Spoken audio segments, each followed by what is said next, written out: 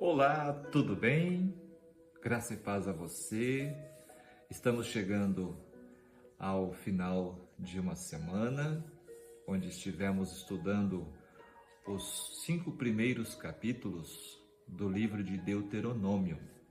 Hoje convido você para estudarmos juntos o capítulo 5, onde nós encontramos a repetição dos 10 mandamentos e da aliança com Deus, a aliança que o povo de Israel havia feito com Deus lá no Monte Sinai. Por que Deus pediu a Moisés que repetisse os 10 mandamentos? Você sabe? Porque era tão importante, porque foi importante que Moisés, neste momento da trajetória, momento da história do povo de Deus, que havia sido liberto do Egito, precisou recapitular a lei de Deus. A lei foi dada lá no capítulo 20 de Êxodo, quando o povo estava diante do Monte Sinai. E agora, depois de 40 anos, o povo estava nas fronteiras ali, nas campinas do Rio Jordão, prestes a entrar na terra prometida. Então este capítulo ele traz ensinamentos profundos, impactantes, desde que foi dado para o povo de Israel no passado e tem hoje também ensinamentos e lições especiais para nós que vivemos nos últimos dias, que estamos próximo da volta de Jesus. Então você está convidado a acompanhar o estudo de hoje. Faça a leitura na sua Bíblia, no capítulo 5 de Deuteronômio, e depois acompanhe este estudo comentado com mais detalhes a respeito do que este capítulo nos ensina. Eu desejo a você um ótimo estudo, um ótimo final de semana, que você possa chegar ao Santo Sábado do Senhor com muita paz, com muita saúde e alegria no Senhor. Um grande abraço e acompanhe o estudo de hoje em seguida.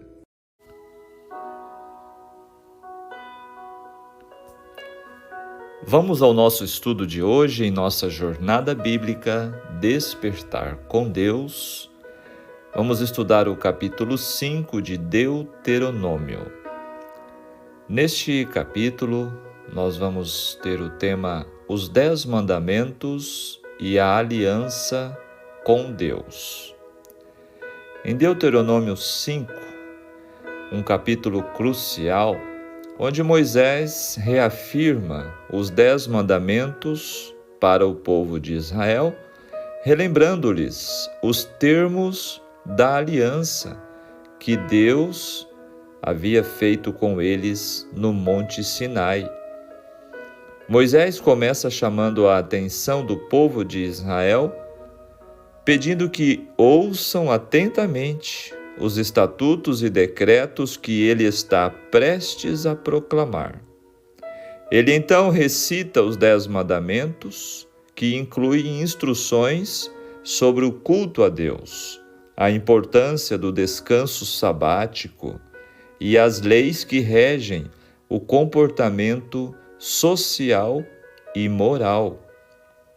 Esses mandamentos servem como a base da vida religiosa e ética do povo de Israel, orientando-os em seu relacionamento com Deus, com seus semelhantes também. Moisés enfatiza a importância da obediência mais uma vez a esses mandamentos para a manutenção da aliança com Deus e para o bem-estar de todo o povo. O que este capítulo tem a ver conosco hoje? Vamos ver agora em nosso estudo detalhado. Comentando os versículos, o versículo 1, ouve, ó Israel. Aqui encontramos Moisés iniciando este capítulo com uma solene forma de discurso dirigido ao povo. E várias vezes se repete em Deuteronômio. Aqui é relembrada a aliança estabelecida no Monte Sinai. Ouvir é absorver e aceitar informações de Deus. Aprender é entender o seu significado e implicações. Seguir é cumprir, é colocar em prática tudo o que temos aprendido e entendido. Todas estas três partes são essenciais para um relacionamento crescente com Deus. Relembrando, ouvir, aprender e cumprir. Verso 3, não foi com nossos pais, isto é, não só com nossos antepassados, mas também conosco, aquela nova geração. Referindo-se a Abraão, Isaque e Jacó e aos 12 patriarcas. Os acordos entre Deus e os pais eram de natureza pessoal. No Sinai, pela primeira vez na história, Deus fez aliança com uma nação inteira. Ele seria o rei deles, e eles, o seu povo. No verso 5, eu estava em pé entre o Senhor e vós. Ou seja, Moisés era o mediador e o intercessor entre Deus e o povo. Versos 6 a 21 apresenta-nos então os 10 mandamentos, que são tanto a base quanto o âmago do relacionamento entre Israel e o Senhor. É quase impossível exagerar seu efeito sobre a história subsequente. Constituem base nos princípios morais de todo o mundo ocidental, resumindo o que o Deus único e verdadeiro espera de seu povo quanto à fé, à adoração e à conduta. Que te tirei. Citando a introdução dos 10 mandamentos, a qual deixa claro que Deus concede sua lei ao povo a quem já havia redimido. Portanto, a lei é colocada dentro do contexto da aliança baseada em uma graça pré-existente. A obediência não obtém salvação, que vem pela graça. A obediência é fruto da salvação. No verso 7, não terás outros deuses. O primeiro mandamento, o exaltado monoteísmo deste mandamento e de todo o Antigo Testamento era ímpar nos tempos antigos. Não existem outros deuses, e a adoração de qualquer coisa, além do próprio Deus, foi proibida. Um Deus é o que as pessoas colocam em primeiro lugar em suas vidas. Veja bem, se alguma coisa está ocupando o primeiro lugar na sua vida, isso pode ser um ídolo. Algumas pessoas literalmente adoram outros deuses, unindo-se a cultos ou religiões estranhas. De um modo mais sutil, muitos hoje adoram outros deuses ao construir em suas vidas ao redor de algo diferente do único verdadeiro Deus. Se o seu maior desejo é popularidade, poder, dinheiro ou qualquer outro desejo acariciado, você está se devotando a algo diferente de Deus. Agora o verso 8, falando de imagem e de escultura, as concepções humanas, de forma, não podem ser aplicadas a Deus. representá-lo que qualquer forma o desmerece. Representações materiais de Deus podem dar apenas um conceito distorcido e imperfeito de sua majestade e de seu caráter infinito, e, portanto, é uma depreciação a Deus. A única imagem terrena capaz de assemelhar-se a Deus de forma bem remota é o caráter humano transformado na semelhança divina. Olha que detalhe. Agora, como você se sentiria se alguém tirasse uma foto de você, a contemplasse muitas vezes e mostrasse para outros, mas ignorasse completamente a sua pessoa? Deus também não quer ser tratado deste modo. Ele quer um relacionamento genuíno conosco, e não mero ritual. Ele quer que o conheçamos. Deus sabe que se colocarmos qualquer coisa diferente dele no centro de nossas vidas, não alcançaremos nosso potencial, tornando-nos tudo o que ele quer que desejamos, que sejamos. Então, o verso 10, daqueles que me amam, guardar os mandamentos de Deus deve ser considerada pura e simplesmente a expressão alegre e abençoada de amar a Deus e não um fardo pesado para pessoas religiosas carregarem. Somente os que amam a Deus podem obedecer-lhe. A obediência que não vem do coração não passa de uma tentativa legalista de ter justiça própria, pela qual o ser humano busca méritos diante de Deus. À vista dos céus, isso não é obediência. Sem o espírito de obediência, a letra ou a forma externa não tem valor algum. Mas aquele que ama a Deus acima de tudo, encontrará seu maior deleite em cooperar com Ele. Olha aqui, lição, que ensinamento profundo o estudo de hoje nos traz, né? Agora o verso 11, o nome do Senhor. No pensamento hebraico, o nome hebraico Shem liga-se intimamente à pessoa. Umas vezes indica seu caráter e outras a posição que ele ocupa. Literalmente, a palavra em vão, significando a vaidade, indicando falsidade, hipocrisia ou ação impensada.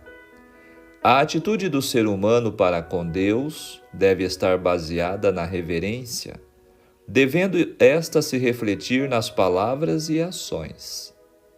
Agora, versos 12 a 15, a principal diferença entre as duas apresentações dos 10 mandamentos reside nas razões dadas para a observação do sábado.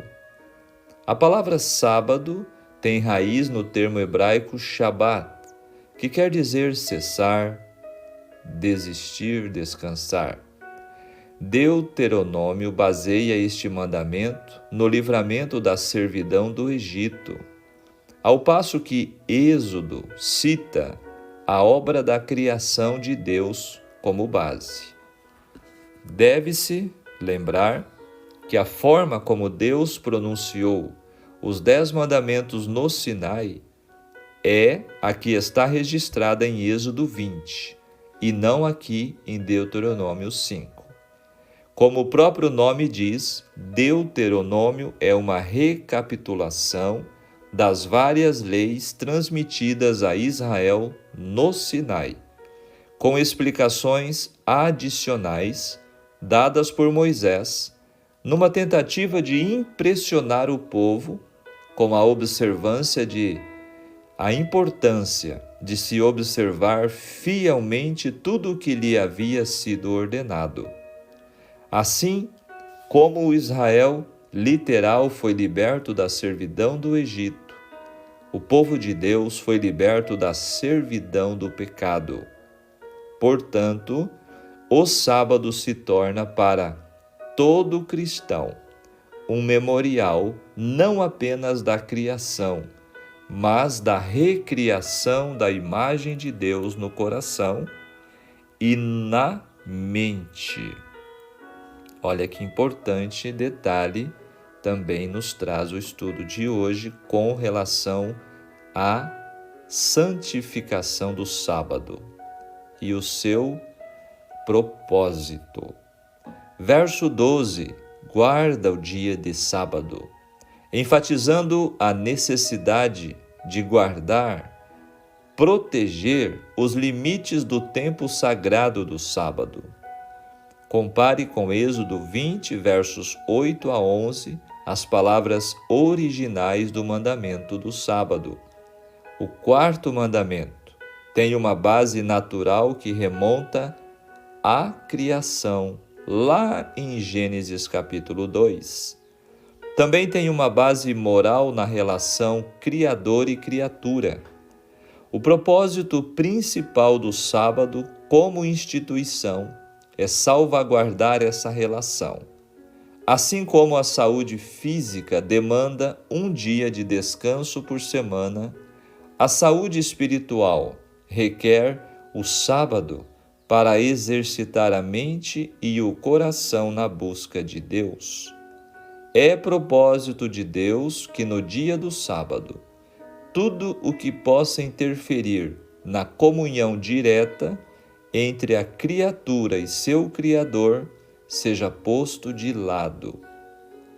O verso 15 nos diz: porque te lembrarás que foste servo na terra do Egito. De acordo com Jesus, Deus originalmente fez o sábado para o benefício dos seres humanos. Pode conferir na sua Bíblia em Marcos capítulo 2, verso 27, onde Jesus disse que o sábado foi feito por causa do homem, e não o homem por causa do sábado.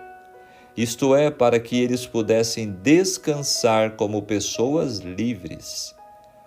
Aqui existe uma íntima conexão entre as razões de criação e redenção para o sábado, ligando Êxodo 20 a Deuteronômio 5, o capítulo que estamos considerando agora. A libertação do Egito, que Deus executou com seu poder criativo, restaurou para seu povo a liberdade que eles deveriam estar desfrutando desde a criação. Agora o verso 16 descreve o quinto mandamento: honra teus pais. Comparando o ensinamento do apóstolo Paulo em Efésios capítulo 6, versos 1 a 3, e também Êxodo 20, verso 12. Somente a criança que aprende a honrar e a respeitar a autoridade dos pais aprenderá a honrar e a reverenciar a Deus. Obedecer aos nossos pais é nossa principal obrigação quando somos jovens, mas a obrigação de honrá-los continua. Mesmo após sua morte, um modo de honrar os pais é prover apoio em tempo de necessidades financeiras ou quando estão doentes ou incapazes de cuidarem de si mesmos. Outra maneira de honrar os pais é transmitir seus valores espirituais a nossas crianças. O que eu e você estamos fazendo para mostrar respeito aos nossos pais? Estamos vivendo de modo a trazer honra a eles? Verso 17, não matarás. Este mandamento proíbe o homicídio. Outras escrituras deixam perfeitamente claro que se relaciona tanto ao desejo íntimo como à conduta externa. Você já esteve tão zangado com alguém a ponto de desejar por um momento de que esta pessoa estivesse morta? O ensino de Jesus no Novo Testamento a respeito desta lei demonstra que somos capazes de assassinato em nossos corações. Mesmo sendo legalmente inocentes, somos moralmente culpados de assassinato e precisamos pedir o perdão de Deus. Precisamos nos comprometer com o oposto do ódio e da ira, que é o amor e a reconciliação. Agora o verso 21, falando de cobiça, cobiçar é desejar a prosperidade de outras pessoas. Não devemos colocar nossos desejos em nada que pertença a outro. A cobiça não apenas nos faz sentir miseráveis, infelizes, ela também nos leva a outros pecados como o adultério e o roubo. Invejar a outros é um exercício inútil, porque Deus é capaz de prover tudo o que realmente precisamos. Para deixar a inveja, precisamos estar contentes com o que temos. Paulo enfatiza o significado de contentamento em sua carta a Filipenses, capítulo 4, verso 11. É uma questão de perspectiva. Em vez de pensar no que não temos, devíamos agradecer a Deus pelo que temos e esforçar-nos por nos contentarmos. Afinal, nossa mais importante possessão é gratuita e disponível a qualquer um, a vida eterna, através de Cristo. O que pode se comparar ao valor desta possessão? Não é mesmo? Agora o verso 25, por que morreríamos? O povo estava bastante impressionado com a majestade de Deus e percebeu que, como pecador, não podiam sequer viver em sua presença. A consciência do pecado fez com que temessem pela vida. No final da história deste mundo, os ímpios escolherão morrer do que presenciar a glória de Deus e viver em sua presença, conforme Apocalipse capítulo 6, verso 15 a 17. Agora o verso 28, falaram eles bem. O profundo terror que os israelitas sentiram diante da manifestação do poder e da glória divina era exatamente a atitude mental e de coração que Deus desejava produzir neles. Somente quando o ser humano se torna humilde aos olhos de Deus e percebe sua pecaminosidade e impotência, em contraste com a onipotência divina, é que Deus pode operar nele e por meio dele. Então o verso 29, quem dera que eles tivessem tal coração. Deus está mais interessado nos motivos que impulsionam as nossas ações do que na própria ação em si. Se alguém propõe no coração cooperar com Deus, se há boa vontade, a vida será transformada segundo sua vontade. A obediência de coração é a única obediência verdadeira e que Deus aceita. Existe uma diferença entre fazer uma coisa por obrigação e fazê-la porque queremos. Deus não está interessado em uma prática religiosa forçada e observação de regras. Ele quer que nossos corações e vidas estejam completamente dedicados a Ele. Se o amarmos, a obediência será natural. Versos 32 e 33, andareis em todo o caminho que vos manda o Senhor. Dentre todas as nações, Deus escolheu Israel para ser instruído por sua lei. Mas a prova da distinção desse povo seria a resposta deles à revelação de Deus. Se os israelitas fizessem exatamente o que o Senhor ordenara, desfrutariam as bênçãos divinas, conforme expressa o texto, para que vivais e bem vos suceda, e prolongueis os dias na terra que haveis de possuir. Essas promessas, aliadas ao quinto mandamento, honra teu pai e a tua mãe, como o Senhor teu Deus te ordenou, aplicavam-se a todas as ordenanças. Aqui finalizam os comentários dos versículos deste capítulo 5. Agora, o texto do Espírito de Profecia, relembrando a lei de Deus, nos diz o seguinte: Moisés logo devia morrer, e foi-lhe ordenado reunir os filhos de Israel antes de sua morte e referir-lhes todas as jornadas da multidão hebreia desde sua partida do Egito e todas as grandes transgressões de seus pais que tinham trazido os juízos de Deus sobre eles, compelindo-o a dizer que eles não entrariam na terra prometida. Seus pais tinham morrido no deserto, de acordo com a palavra do Senhor. Seus filhos tinham crescido, e a estes a promessa de posse da terra de Canaã devia ser cumprida. Muitos destes eram crianças quando a lei fora dada, e não tinham nenhuma recordação da grandeza do evento, lá no Monte Sinai, né? Outros haviam nascido no deserto, e para que não deixassem de compreender a necessidade de serem obedientes aos 10 mandamentos e a todas as leis e juízos dados a Moisés, foi ele instruído por Deus a recapitular os 10 mandamentos e todas as circunstâncias relacionadas com a doação da lei.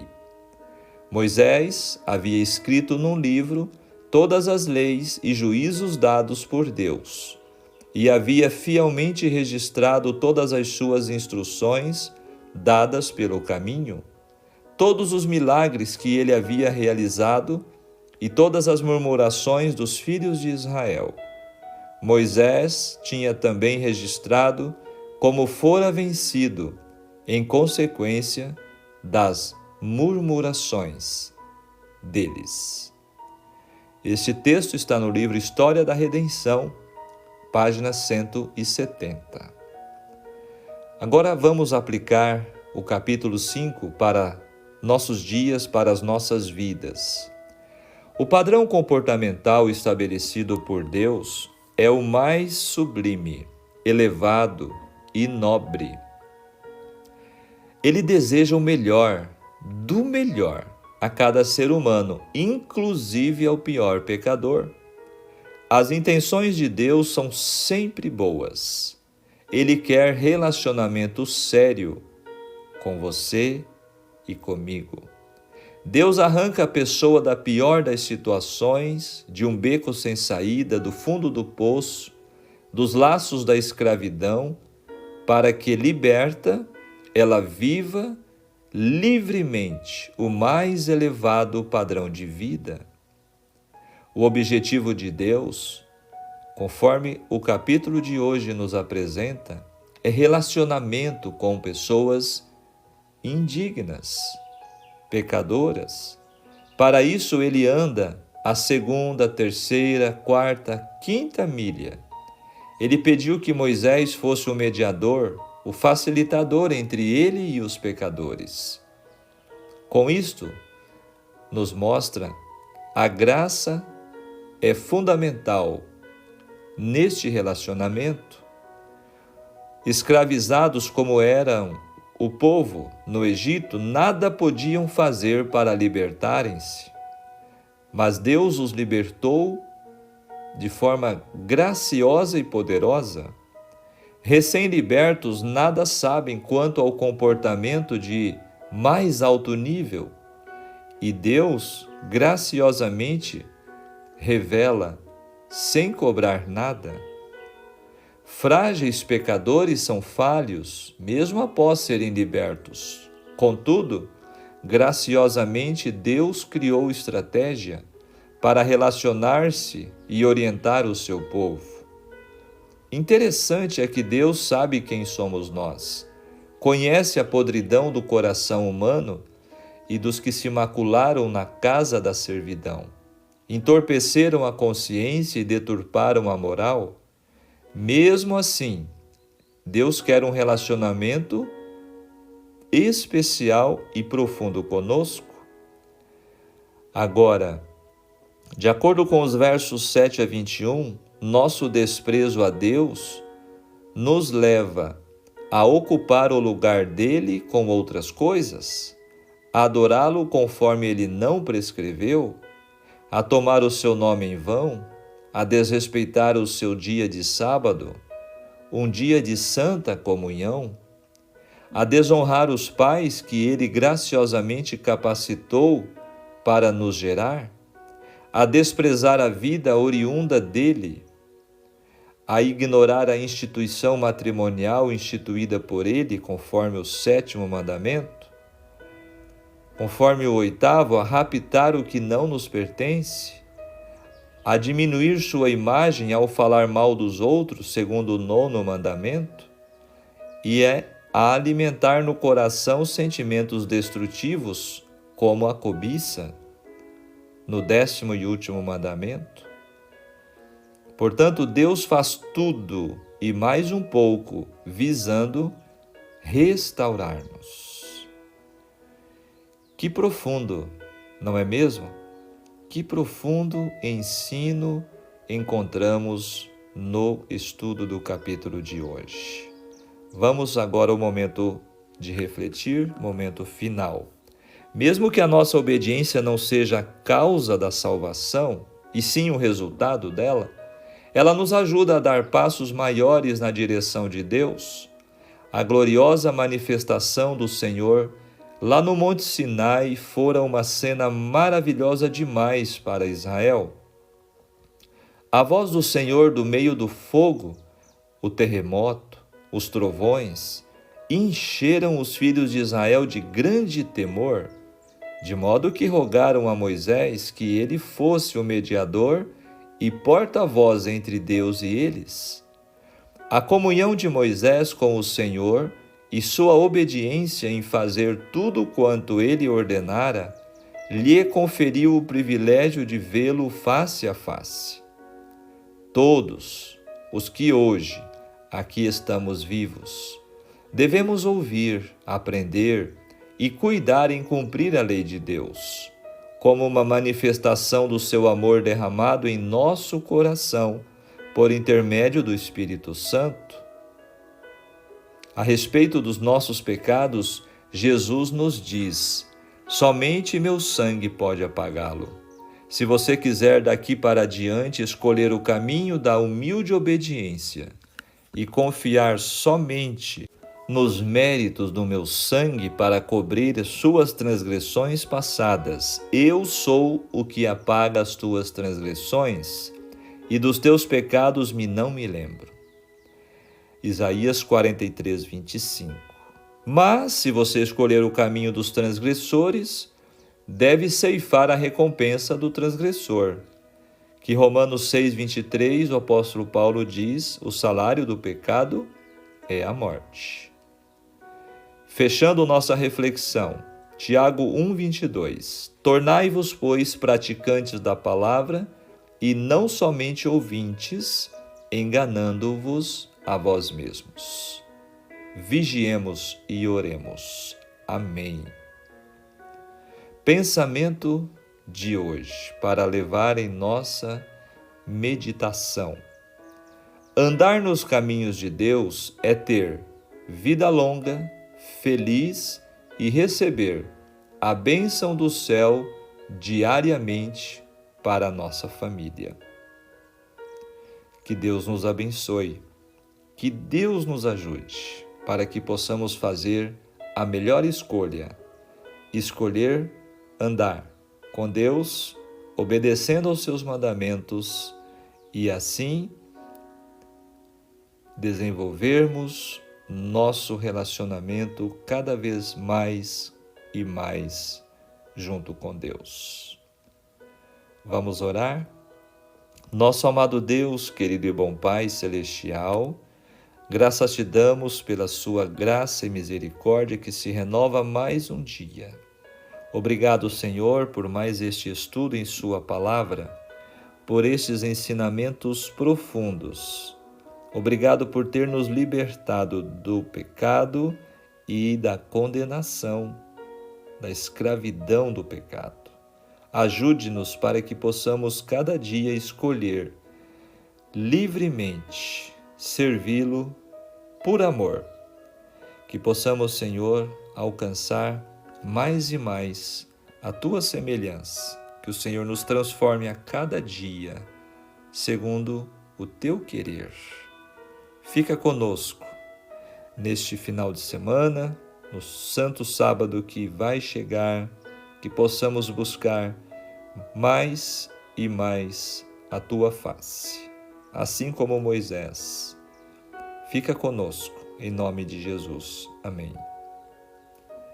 Que Deus te abençoe, que Deus te guarde, tenham todos um ótimo dia, também um bom final de semana e até o nosso próximo encontro. Um grande abraço. Tchau, tchau.